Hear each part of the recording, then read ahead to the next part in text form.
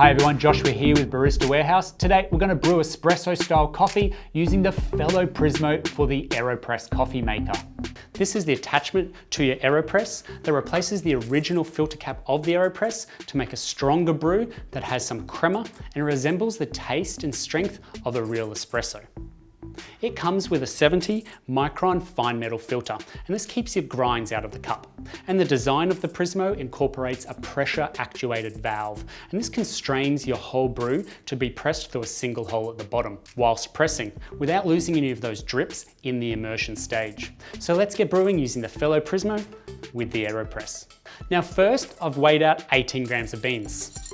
I'm going to grind them much finer than I normally would for an AeroPress, so closer to a stovetop grind. And brewing the AeroPress in the inverted method, I'm going to bring the plunger down in line with the two on the side of the chamber here. Make sure you also have your metal filter inside the cap ready to screw on. Now place your grinds into the brew chamber and add 55 mils of water at 95 degrees Celsius for a brew ratio of 1:3. Here's where you start your timer. And agitate the grinds for 10 seconds. Press down slightly here on the chamber to remove any excess air within the brew chamber. Screw the Prismo cap on, nice and tight. And the Prismo is best used at lower brew ratios, similar to an espresso of a 1:2 or 1:3. In getting the crema on your espresso, it's going to depend on various conditions, such as water quality, water temperature, the beans you use, the grind setting, the grinder you use, your brew time, and the pressure applied. So similar to making actual espresso. Now at 1 minute 10, I'm ready to press down on my plunger. So flip the AeroPress onto a shot glass or decanter and press all the way down.